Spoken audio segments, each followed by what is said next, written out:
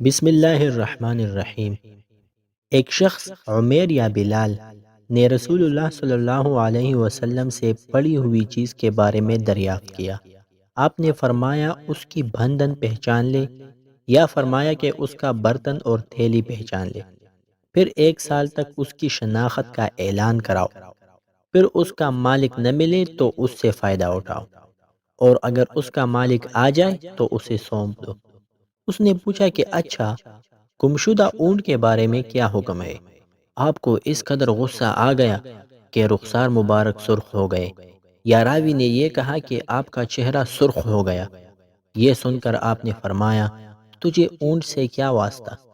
اس کے ساتھ خود اس کی مشک ہے، اس کے پاؤں کے سم ہیں، وہ خود پانی پر پہنچے گا اور خود پی لے گا اور خود درخت پر چرے گا، لہٰذا اسے چھوڑ دو یہاں تک کہ اس کا مالک مل جائے۔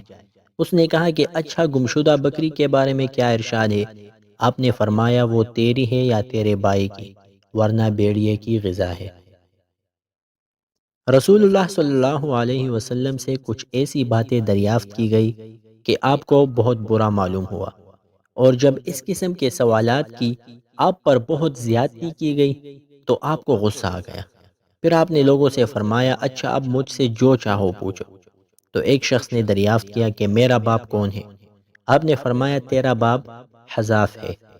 پھر دوسرا آدمی کھڑا ہوا اور اس نے پوچھا کہ یا رسول اللہ، میرا باپ کون ہے؟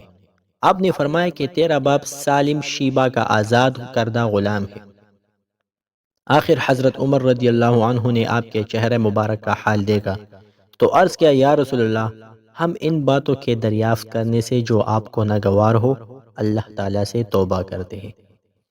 ایک دن رسول اللہ صلی اللہ علیہ وسلم گھر سے نکلے تو عبداللہ ابن حذافہ کھڑے ہو کر پوچھنے لگے کہ حضور، میرا باپ کون ہے؟ آپ نے فرمایا، حذافہ۔ پھر آپ نے بار بار فرمایا کہ مجھ سے پوچھو، تو حضرت عمر رضی اللہ عنہ نے دو زانو ہو کر عرض کیا کہ ہم اللہ کے رب ہونے پر، اسلام کے دین ہونے اور محمد صلی اللہ علیہ وسلم کے نبی ہونے پر راضی ہیں، اور یہ جملہ 3 مرتبہ دہرایا۔ پھر یہ سن کر رسول اللہ صلی اللہ علیہ وسلم خاموش ہو گئے۔ رسول اللہ صلی اللہ علیہ وسلم نے فرمایا کہ 3 شخص ایسے ہیں جن کے لیے 2 گنا اجر ہے۔ ایک وہ جو اہلی کتاب سے ہو اور اپنے نبی پر اور محمد صلی اللہ علیہ وسلم پر ایمان لائے، اور دوسرے وہ غلام جو اپنے آقا اور اللہ دونوں کا حق ادا کرے، اور تیسرے وہ آدمی جس کے پاس کوئی لونڈی ہو جس سے شباشی کرتا ہے، اور اسے تربیت دے تو اچھی تربیت دے، تعلیم دے تو عمدہ تعلیم دے، پھر اسے آزاد کر کے اس سے نکاح کر لے، تو اس کے لیے 2 گنا اجر ہے۔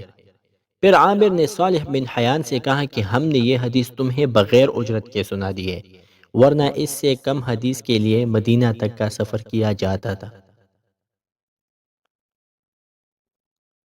حضرت ابو ہریرہ رضی اللہ عنہ فرماتے ہیں کہ میں نے عرض کیا، یا رسول اللہ، قیامت کے دن آپ کی شفاعت سے سب سے زیادہ سعادت کسے ملے گی؟ تو رسول اللہ صلی اللہ علیہ وسلم نے فرمایا، اے ابو ہریرہ، مجھے یقین تھا کہ تم سے پہلے کوئی اس کے بارے میں مجھ سے دریافت نہیں کرے گا، کیونکہ میں نے حدیث کے متعلق تمہاری حرص دیکھ لی تھی۔